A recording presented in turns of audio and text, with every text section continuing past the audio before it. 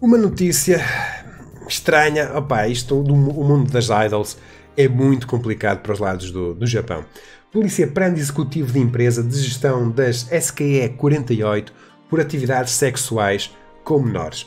E se há coisa que o pessoal pode afirmar com uma grande certeza é que o mundo das idols no Japão é um mundo muito negro, há muita coisa ali nos bastidores.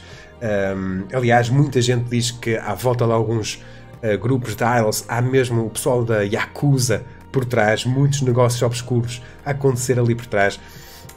E basicamente, vocês sabem a adoração que existe no Japão pelas idols, e este grupo, que é um dos grupos irmãos da Jakiba 48, basicamente o grupo de idols mais popular do Japão, e todos os anos vemos situações surgirem deste género. Miúdas, literalmente miúdas, com os seus 14, 15, 16 anos, a tentar entrar no mundo das idols, um mundo muito complexo, e depois temos pessoas sem carácter que acabam por se aproveitar delas. Já vimos isso também acontecer, por exemplo, no caso dos atores de voz. Já vimos há dias, noticiamos uma situação em que um diretor de um estúdio de animação decidiu tirar fotos às miúdas que queriam ser atrizes de voz delas nuas, não sei porquê, mas ele achou que queria ser um bom exercício, vocês já estão a ver mais ou menos, ou seja, adultos que se aproveitam destas jovens facilmente influenciáveis, que querem entrar no mundo das idols, no mundo do espetáculo, que são muito facilmente manipuladas, e vemos acontecer situações deste género. Segundo a polícia, temos aqui o Kazuya Ebina, de 58 anos, executivo da Zest, que supostamente pagou a duas meninas menores de idade, uma com 15 e outra com 17 anos de idade, para realizar atividades sexuais ilícitas dentro do seu carro, a 23 de novembro de 2019. Após a sua prisão na terça-feira, Ebin disse que apenas as deixou entrar no carro. E acredito, soube-se estes dois casos, mas acredito que haja muito mais situações deste género. Vemos muitas das vezes, e é um percurso que acontece muitas vezes, miúdas muito novas fazerem as audições, entrarem para estes grupos de idols. A grande maior parte delas não vai se ingrar, não vai ser uma idol. Depois começam a ser empurradas para aquelas revistas de gravura, de basicamente miúdas em fato de banho, que elas tiram fotos. Depois começam a ser empurradas para os filmes para adultos, e é aquele ciclo vicioso que miúdas muito novas começam a entrar na indústria para adultos. Temos também o pessoal da Yakuza por trás, que basicamente elas trabalham muito tempo, com muitas restrições, e ganham muito pouco.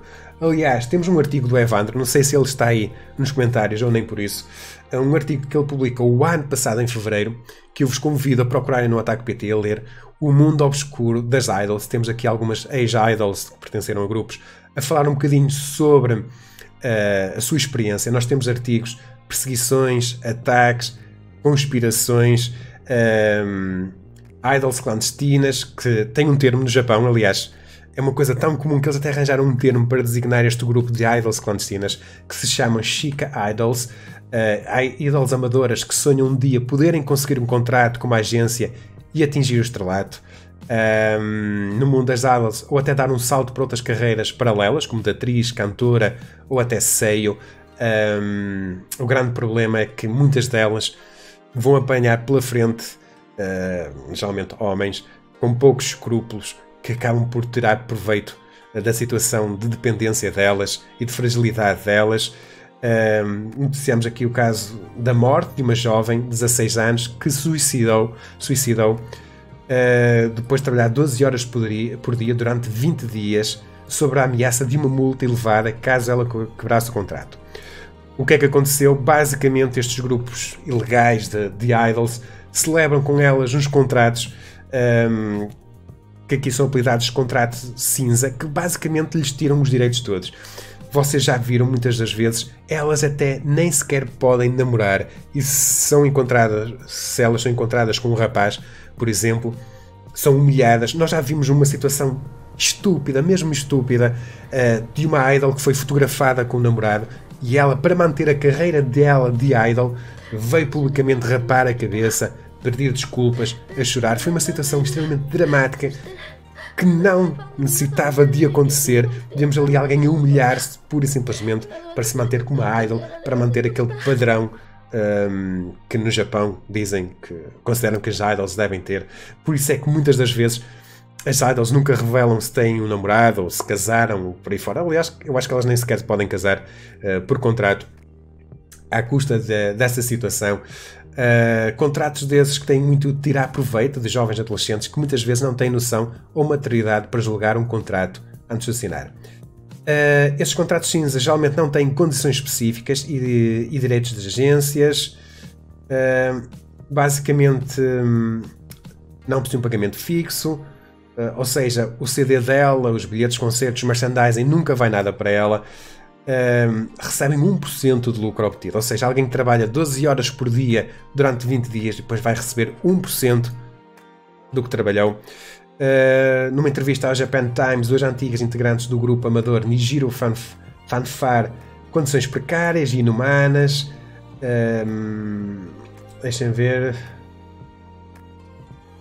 De acordo com a antiga integrante, as 4 assinaram um contrato de 7 anos de duração, que em nenhum caso poderiam quebrar esse contrato, mesmo após todas as deduções e taxas. O seu salário por mês era de apenas $343, ou seja, muito, muito pouco. Elas habituavam, as empresas aproveitam-se do facto de elas serem menores de idade e fazem estes contratos extremamente abusivos. Está aqui esta jovem de 23 anos, revelou que o seu contrato parece o de um escravo, mas ela na altura pensou que era normal. Toda a gente assinava um contrato daqueles. E aquela miúda que cometeu suicídio por trabalhar, basicamente o que é que acontecia? Se ela não trabalhasse aqueles 12 dias, aquelas 12 horas durante 20 dias, era uma quebra do seu contrato e ela ia ser multada com uma multa brutal que ela ia passar a vida dela toda a ganhar dinheiro para pagar aquela multa. Por isso é que ela sujeitou a trabalhar aquilo tudo. No final não aguentou e acabou por suicidar. Uma coisa muito triste. Eu digo já aqui, é um trabalho esgotante. O que é que diz aqui? Elas têm eventos praticamente todos os dias. Elas têm que vender merchandising, fazer aquelas sessões de cumprimento, ou seja, elas estão em fila após os fãs as cumprimentarem, concertos, chegar a casa por volta das 11 da noite, um calendário muito pesado. Muitas vezes fica dias sem tomar banho, uma coisa horrível. Vamos ver se temos aqui mais alguma coisa.